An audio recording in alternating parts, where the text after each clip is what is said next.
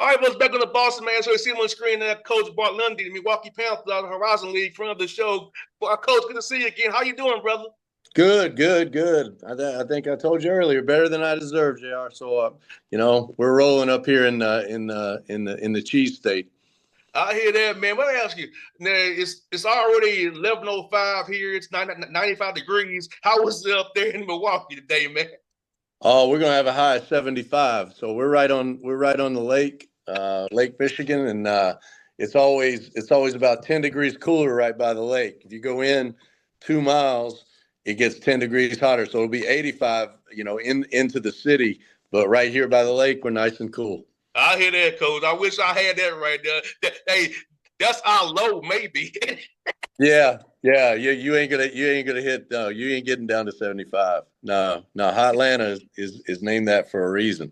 100%. Well, man, I'm here. Well, Coach Lundy, heading into your fourth season, man, up here with Milwaukee. A lot of success, man. Just talk about just the growth of the program from year one to now, just how happy you are with your staff and all the people around you supporting this program to really get it going the way it's going since you've been there, man. Yeah, it's been fantastic. We inherited a program where we had to bring in 13 new players right away, and been fortunate to win 20 games each of the first 3 years. And I've had the same staff since we got here. So that continuity you don't find a whole lot in college basketball.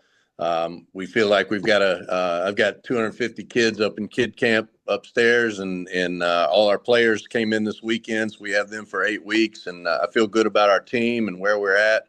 Obviously, the college basketball landscape's got a lot of challenges, but we're with Milwaukee's help, we're meeting them head on. I want to ask you about camp, Coach Lundy. You made a great point because I know it's kind of tied together.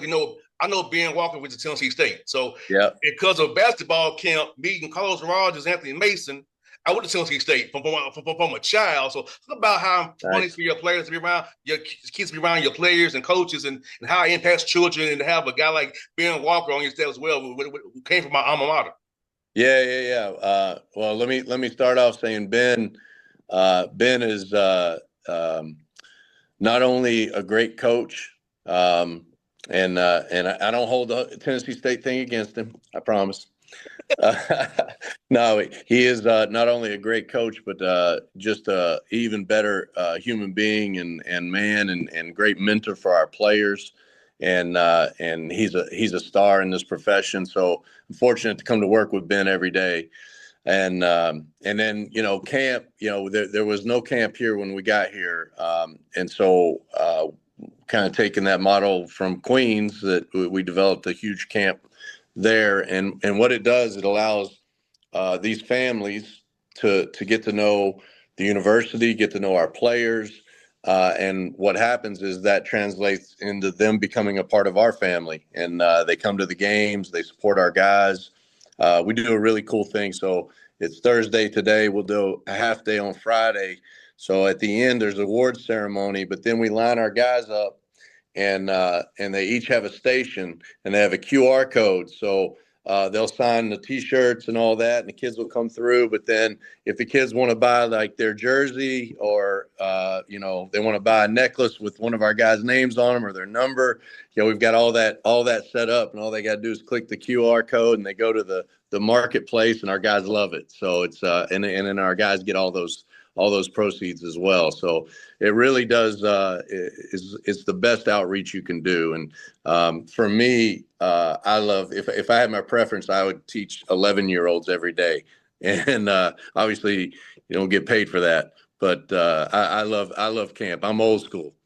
Yeah, camp is fun. Some of my best moments are at basketball camp. We'll be going to Bobby Crimmins, Hubie Brown's camp. So in Atlanta, man. So hey, I Yeah. have had some lucky to be around some camps I've been to. So trust and believe, I love camp and I respect it so much. And here camp, it triggered my mind. That's why I went to school at, because of Mason and Rogers. What Frankie Yeah. Allen got me to go to. It was in my head as a kid, so that's why I Oh went there. man, you're bringing up all kinds of Frankie Allen, Mason.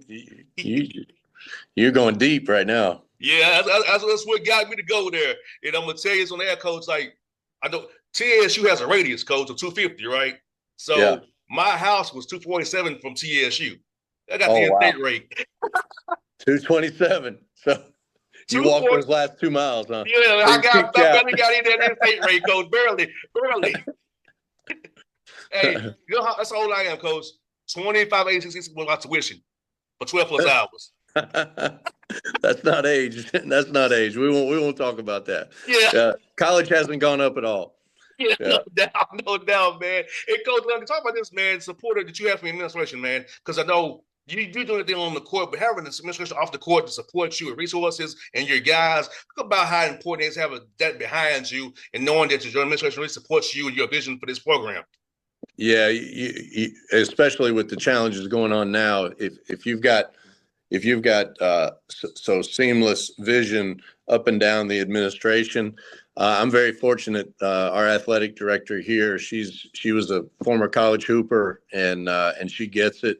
And we've had to raise money. We've had to do different things with the program to get through this the NIL period when nobody knew really what was happening, how to go about it. And we meet.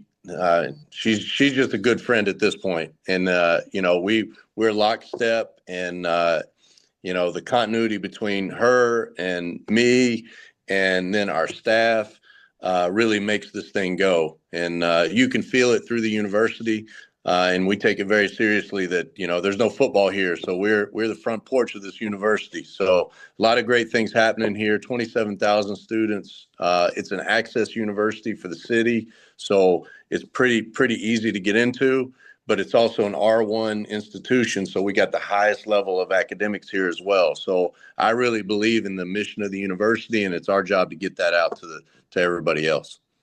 And Coach, Lundy, this summer, with your team, are you going to do mostly like team stuff for concept defense offensively, or are you going to kind of focus on our games, a little bit of both? Because I know summertime is 8 weeks so important for your young men to really get a jump start on the year, so when you come back in August, it's go time. Yeah, that's a great question. I think you get a different answer from every coach you could talk to. For me, I believe two things. We'll do some team stuff. I think basic nuts and bolts of your offense, basic nuts and bolts of your defense. But for me, summertime is about getting better individually, and so we're going to spend a lot of time on skill development, a lot of time in the weight room. I love for our guys to play pickup. Not everybody believes in that. They'll play summer league here in the city, and then we have a $12 million practice facility, and so we've tried to make that practice facility where the best runs in the city happen. So we have a list of guys. So when the NBA guys come in and they want to get a run, they know this is the spot. So I love for our guys to be able to play those high level pickup games. Marquette will come over and play. And then, you get to see, especially if you're playing against pros, these guys get to see, okay, this is where my game is. This is where I need to go, because, they all want to be at that highest level. And how do you know unless you play against those guys? So I love for our guys to play. But the summertime really for me is about making them better individually.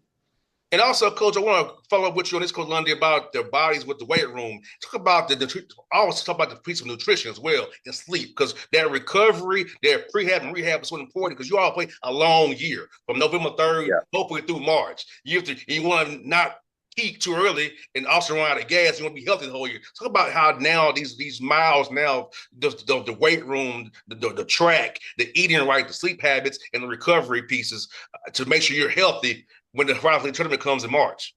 Yeah, it's funny you say that, because that was my message to the team. So we had our first team meeting on Monday or on Sunday, and staff meeting before that. And to the staff and then to the team, my message was, we can't win a game in June.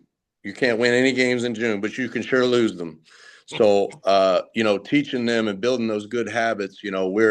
In fact, those guys we fed them breakfast this morning, and in our group chat, the strength coach just had those guys. All right, y'all want at 11 a.m. we're going to bring you a sandwich. Do you want turkey, cheese, and mustard or mayo, or you want ham, cheese, mustard or mayo? What do you want? And we'll deliver them a sandwich. Then they'll eat lunch. So we're trying to teach them, to take care of their bodies and how to fuel. We'll have nutritionists come and talk to them. We have an in-house nutritionist that deals with them daily. So you know, right now is the education piece. We'll have them in the weight room 4 days a week, and I'm going to try not to run their wheels off of them. And then, JR, there's only so many words they're going to listen to me throughout the season, and I don't really want to waste a lot of those in June and July. So, 100%. now is about camaraderie and getting to know each other and building these good habits. And then sleep, we'll bring a sleep specialist in and talk to them about how to recover. Our trainer has rolled his sleeves up, and we're rolling with prehab and rehab. So, all that's happening right now. And Coach, man, I looked at your roster, man. You got a lot of guys who are switchable, like guys you can interchange those parts. And talk about that piece of when you building your roster, having guys you can switch 1 through 5, being interchangeable, but not playing positions basketball person, not having to lock you into whether you 1, 2, 3, 4, or 5. You're just a basketball player. I think you've done a good job with having that variance on your roster. Talk about you and your staff going out and attacking that and make that happen. Yeah. We know how we want to play. We pick up 94 feet defensively. So if you can't move your feet, it's hard to play here. So a lot of those guys, we're very athletic. We led the country in fast break points in all of Division I last year. So we get up and down. So we want guys that not only can switch and guard full court at every position, but also can take the ball off the backboard and push it themselves. And we fill. So it's a fun way to play, but we definitely recruit to that style, and we're fast and athletic, but I think even more than that, like during this period of NIL, we have really tried to hone in on character. So I love our group. I love our group right now. Not only are they good players, but great guys, and really you can already tell the vibe is right up in that gym. No doubt, Coach. And I'm gonna ask you about that too. It's kind of like speed they almost, man. Like you have to kind of get in that portal, give them about a week or so to figure out if a guy's really about the team or is it more or a me person. So talk about that piece when that vetting process would have been so quick now. You used to recruit guys for a year or so. Now it's like a few days. I know. On a guy. I know. And really it's kind of like that old John Wooden thing. We want to be quick but not hurry, right? So I tell our staff all the time is, portal guy comes open, we have this system where we want to contact them right away, but then if they're in a huge hurry, this might not be the place, because we're going to do our background on them, make sure that they fit what we're trying to do. I always want to talk to the coach that has coached them before. Sometimes the assistants don't want me to do that. Like, let's get rolling. Like, no, I'm gonna, I think, and I don't mean this in a negative way, but the worst thing you can do when you take a transfer is take somebody else's problem, right? Yes. And you can do that if you go too fast. So, speed is important, but also, fit. And we try to be in every pool too. The high school pool, prep schools, JUCO, the portal, and now international is becoming more and more with the NIL more and more prevalent in our college game. So trying to get the best fits out of all those pools, really important. So we go fast and we pull back, and we go fast and we pull back, and I try to frustrate my staff as much as possible. That's the only way you can do it, brother. Yeah, it is. I got two more for you, Coach. Now, what you winning so much as you've won, man, people don't want to play you. So our scheduling been going for you, Coach.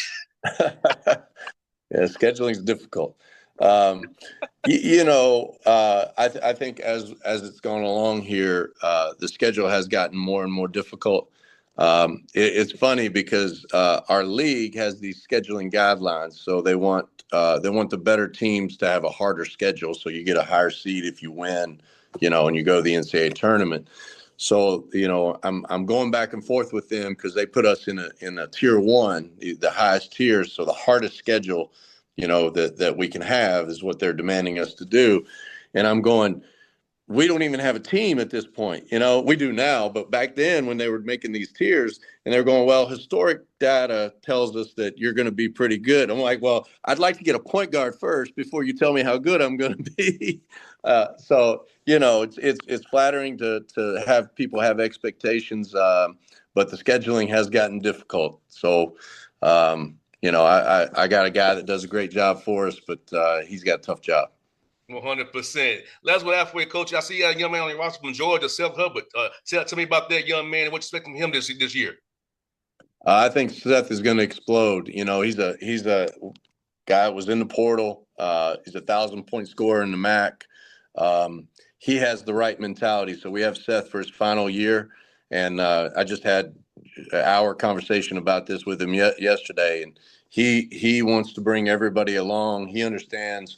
We have to win for him to individually get where he needs to go. He understands that it's not just ball, but it's the relationships that get you ahead in life.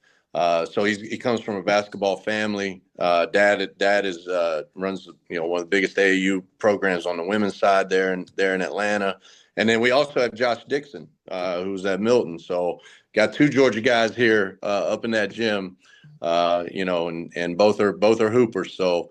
I love the South. I don't know if it's North Carolina, hoop state, but Georgia's got hoopers for sure. Hey, I love North Carolina. Like I said, your former assistant Terry Grant knows I love coming to Charlotte all the time. So I love Charlotte. Yeah. So he knows I look at I-85 hang out, uptown Charlotte and see them Hornet games too, man. Yeah, nothing like uptown. You know what you're talking about. You don't call it downtown. Yeah, 100%. I know, buddy. Hey, Coach Lundy, good to chat with you again. Hopefully, I'll see you on the road. I'll be at Lake Point in Peach Jam. Hopefully, I'll see you doing a live period here coming up in a few days there, man. Yeah, I know. It's coming fast. Hit me up. We'll get together. All right, buddy. See you soon, brother. All right. Take care.